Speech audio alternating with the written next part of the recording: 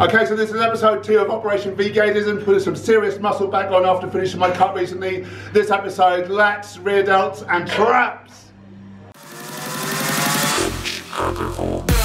Okay, so starting off with all the compound moves first. Compounds, you know, they're much more taxing. You get much more activation through the different muscle groups, so you get much more benefit from putting these at the start. Mostly for the lats, but you're going to get some rear delts, you're going to get a bit of biceps involved as well. Exercise 1, torso supported close grip machine row. So here, we're pulling the handles in towards the hips. So we're going to be training their muscles to this fully shortened position.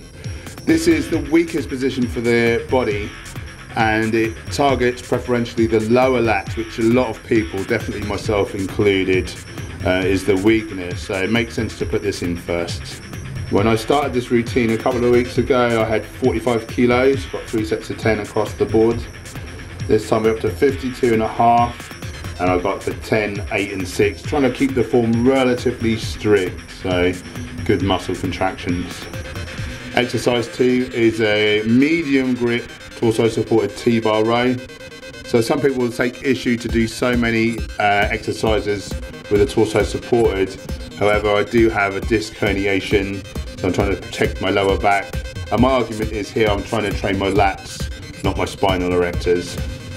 By taking a medium grip, the hands are ending up not so close to the body, so we're kind of working the mid-range of the lats, so we're going to target the middle lats really from this. Started out on 25 kilos for 10, 8 and 6 the first week. Now here 2 weeks later I'm up to 31.25 for the same reps.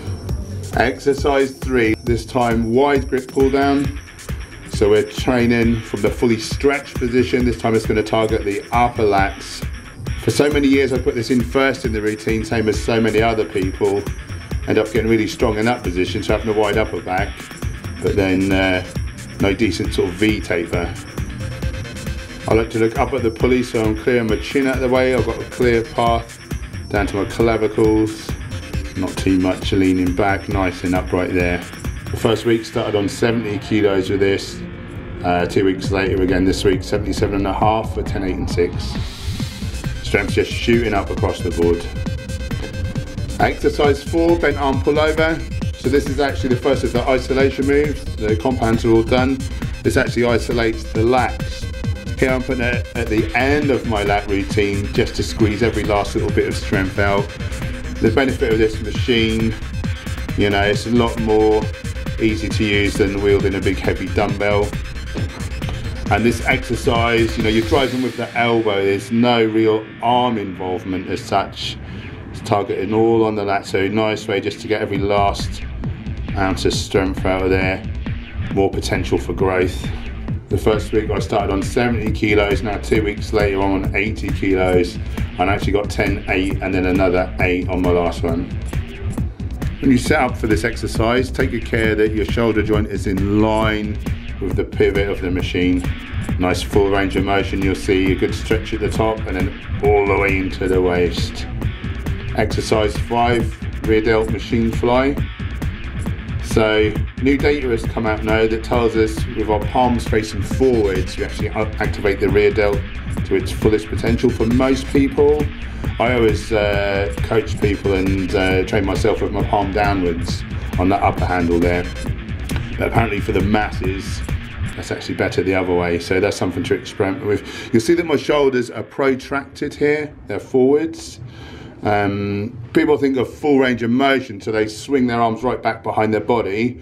All that does is destabilizes your shoulder. It moves your shoulder backwards out of position, takes the stress off the rear delt, actually puts it on the rhomboids to draw your shoulder blades together. So in fact, you'll see here, my arms are barely coming past sort of level with each other there.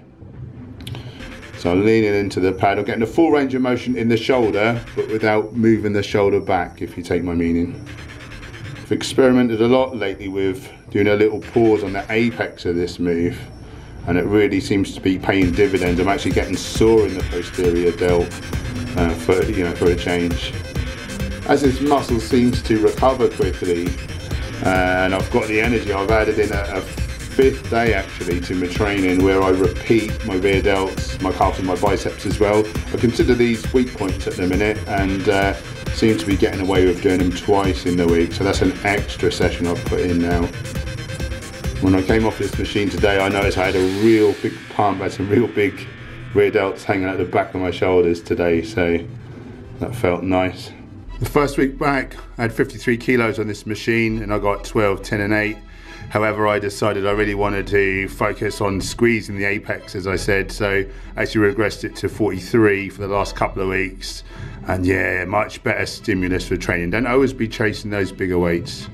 Exercise 6, bent over lateral raise, dumbbell version.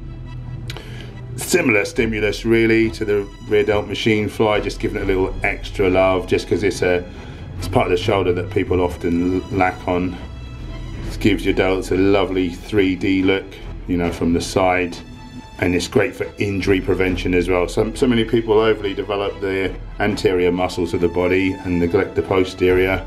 Then when you get that imbalance between the antagonistic muscles, especially for someone, say a striker or in a sort of racket sport where you're making power going forwards, you need the rear deltoid as a decelerator. So the first week I did 3 sets of 10 across the board with 10 kilos. 2 weeks later now I'm on 12, 10 and 8. My form's a lot better. So in terms of progression with these, because the dumbbells are quite a big jump, sometimes, you know, it's not the weight goes up every week or even every couple of weeks or month, like, but you might get the dumbbells a little higher, you might get your arms a little straighter. It's just perfecting the form, and then once you're really comfortable, you know, then it's time to up the dumbbells. Exercise 7, face pull. So you want to take a good couple of steps back from the pulley, so you've got some tension on the cable, overhand grip. With your arms straight in the first instance, you retract your shoulders, so that's activating the rhomboids, which are the target muscles between the shoulder blades there.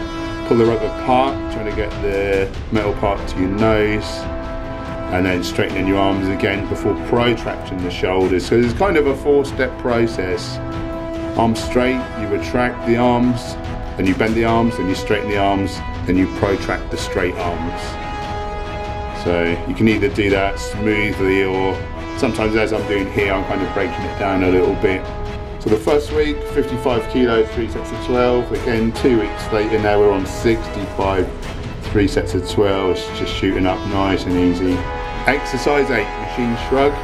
I like machines over barbells because you can stand in the middle of, you know, where you're gripping. You've not got a barbell out in front of your thighs, putting shear stress through the vertebrae. So it's a much more comfortable exercise, especially in terms of, you know, for anyone who's got low back issues. I like to grab with a palms in grip, which is just a comfortable, natural, you know, it's the way you carry your shopping to the car, for instance. Should you have a car? I don't have one, I don't know why I said that. So chin on the chest, I find I can get a bigger range of motion.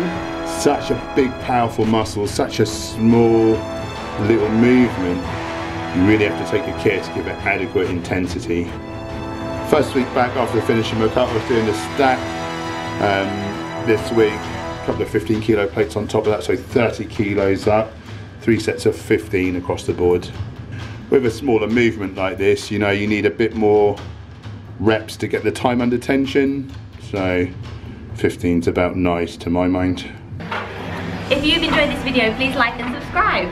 Go vegan for victory, or is it your do ya?